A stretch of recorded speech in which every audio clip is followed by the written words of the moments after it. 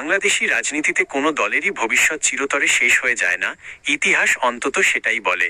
তবে 2024 সালের জুলাই আগস্টের গণ অভ্যুত্থানের পর থেকে বর্তমান সময় 2026 সাল পর্যন্ত আওয়ামী লীগের রাজনৈতিক পরিস্থিতি বিবেচনা করলে তাদের পুনর্বাসন বা প্রত্যাবর্তন অত্যন্ত জটিল এবং দীর্ঘমেয়াদী একটি প্রক্রিয়া।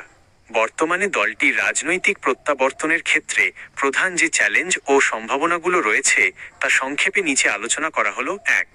আইনি ও প্রাতিষ্ঠানিক নিষেধাজ্ঞা। কার্যক্রম নিষিদ্ধ ও আইনি বৈধতা। 2025 সালের মে মাসে তৎকালীন অন্তর্বর্তীকালীন সরকার এক অধ্যাদেশের মাধ্যমে আওয়ামী লীগের রাজনৈতিক কার্যক্রম নিষিদ্ধ করে।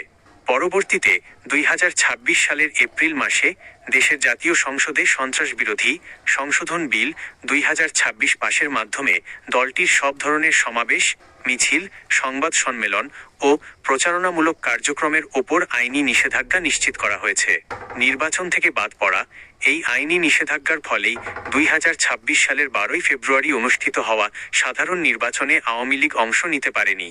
নির্বাচনে বিএনপি ও জামায়াত নেতৃত্বাধীন জোট একটি বড় রাজনৈতিক অবস্থান তৈরি করেছে। 2. নেতৃত্বের সংকট ও দলীয় ভাঙন। শীর্ষ নেতৃত্বের অনুপস্থিতি। শেখ হাসিনা সহ দলের প্রথম সারির প্রায় সব নেতাই বর্তমানে ভারতে নির্বাসিত বা দেশে কারাবন্দী ও আইনি প্রক্রিয়ার মুখোমুখি। শেখ হাসিনা সম্প্রতি 2026 জুলাই মাসে এক সাক্ষাৎকারে ডিসেম্বরে দেশে ফিরে আইনি ও রাজনৈতিক লড়াইয়ের ঘোষণা দিলেও তার ওপর থাকা ফাঁসির আদেশ বা গুরুতর সব মামলার কারণে তা মাঠ পর্যায়ে কতটুকু কার্যকর হবে তা নিয়ে বড় ধরনের সংশয় রয়েছে। বিকল্প নেতৃত্বহীনতা।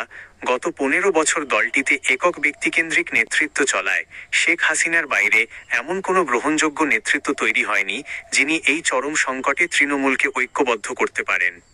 3. জনমত ও মনস্তাত্ত্বিক দূরত্ব। জুলাই আগস্টের ক্ষত, ছাত্র জনতার আন্দোলনের সময় ঘটে যাওয়া সহিংসতা এবং হত্যাকাণ্ডের দায় আওয়ামী লীগের ওপর থাকায় তরুণ সমাজ এবং সাধারণ জনগণের একটি বিশাল অংশের মধ্যে দলটির প্রতি তীব্র ক্ষোভ ও মনস্তাত্ত্বিক দূরত্ব তৈরি হয়েছে। এই জনক্ষোভ কাটিয়ে উঠতে দলটিকে দীর্ঘ সময় অপেক্ষা করতে হবে। ভোট ব্যাংকের স্থানান্তর। 2026 সালের নির্বাচনের আগের জরিপগুলোতে দেখা গেছে সাবেক আওয়ামী লীগ সমর্থকদের একটি বড় অংশ রাজনৈতিক শূন্যতা এড়াতে বা বাস্তবতার খাতিরে অন্য দলগুলোর দিকে ঝুঁকে পড়েছে। তাহলে প্রত্যাবর্তন কি আদৌ সম্ভব? রাজনীতিতে কোনো কিছুই অসম্ভব নয়। আওয়ামী লীগের প্রত্যাবর্তনের সম্ভাবনা মূলত নির্ভর করছে ভবিষ্যতের কিছু রাজনৈতিক ও সামাজিক সমীকরণের ওপর।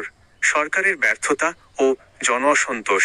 বর্তমান বিএনপি নেতৃত্বাধীন নির্বাচিত সরকার যদি দেশের অর্থনীতি সচল রাখা, দ্রব্যমূল্য নিয়ন্ত্রণ কিংবা আইন শৃঙ্খলা পরিস্থিতি নিয়ন্ত্রণে ব্যর্থ হয় তবে জনগণের মধ্যে স্বাভাবিকভাবেই এক ধরনের সরকার বিরোধী মনোভাব তৈরি হবে। দীর্ঘমেয়াদে, যেমন পরবর্তী 2031 সালের নির্বাচনের দিকে, এই জন অসন্তোষকে কাজে লাগিয়ে আওয়ামী লীগ ভিন্ন নামে বা নতুন কৌশলে ফেরার চেষ্টা করতে পারে। ইডিওগ্রাফিক পিরিয়ড। ভুল স্বীকার ও সংস্কার।